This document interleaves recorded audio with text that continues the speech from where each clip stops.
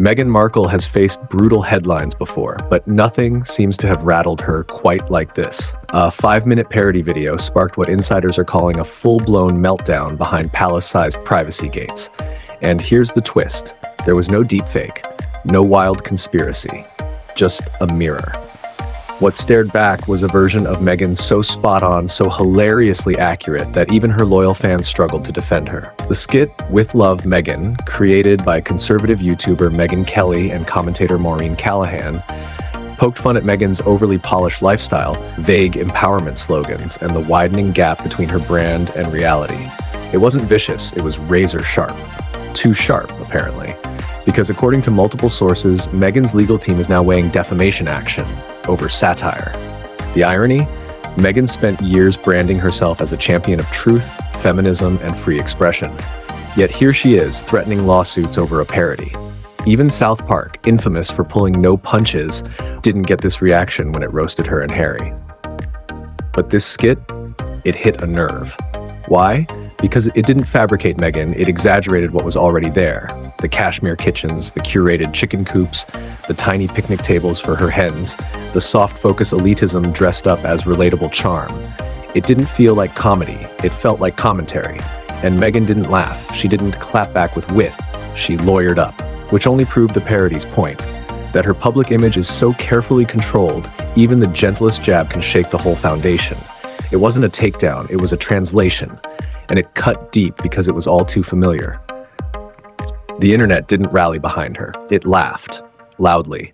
Not out of cruelty, but recognition. The parody felt more real than her interviews ever did. Media analysts took note. "You know you've hit a nerve," one tweeted, when a duchess calls her lawyers. And just like that, the Streisand effect kicked in. Megyn tried to suppress it and accidentally launched it. The video spread everywhere, not through PR, but because people were genuinely entertained and, frankly, stunned. Isn't this the same woman who preaches resilience and unbothered strength? Turns out she's very bothered.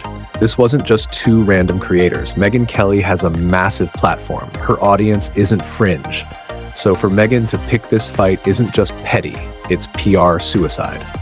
Instead of disproving the parody, she validated it with her reaction. So what's Megyn really afraid of? Inside Montecito, the whispers are growing.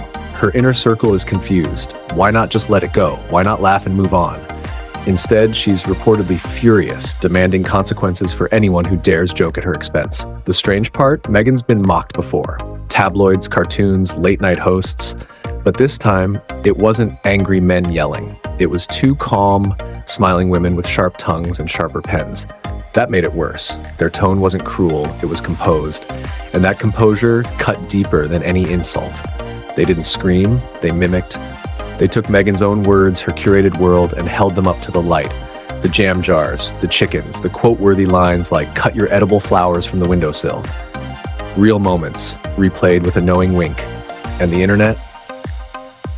United in laughter. Even Megyn's usual defenders stayed silent. No Hollywood A-lister came rushing to her defense. No brand stood up. Just silence. A silence that said, "We're tired. Tired of the perfection, the contradictions, the constant victim-influencer seesaw." And then came the legal threats. But satire in the US, protected, especially when aimed at public figures. Legal experts say any defamation case would be laughed out of court. There's no falsehood, no damage, no case. So why pursue it? Simple. Control. Megyn doesn't expect to win. She expects to intimidate. It's a scare tactic, a warning to critics that even jokes might come with consequences. But that strategy usually backfires. And it has. Megyn Kelly's channel is thriving. Her audience doubled down. Megyn? She took another reputational hit, not because of what was said, but because of how she responded. What makes it worse is the hypocrisy. Megyn's brand is built on female empowerment, yet she's targeting two outspoken women for daring to joke about her. That's not feminism, that's censorship. And Hollywood is noticing, quietly, but unmistakably. Publicists are whispering, brands are hesitating, partners are pulling back, not because of the parody, but because Megyn made it a thing. She took a small spark and turned it into a bonfire. She told people what not to laugh at. And people don't like being told what they're allowed to find funny. Behind the speeches, the filtered photos, and the glowing profiles, Megyn's grip is slipping. Control is fading. and all it took was a 5-minute skit. This isn't just a PR stumble, it's a branding breakdown. You can't preach media freedom and try to muzzle satire. You can't demand empathy and threaten comedians. And you can't pose as a modern icon while acting like royalty when someone pokes fun. She could have laughed. She could have owned it. Instead, she tried to silence it and made sure the whole world heard. Now the curtain's pulled back, and behind the perfection, people aren't seeing a victim. They're seeing a woman so obsessed with her image that even a joke feels like an attack.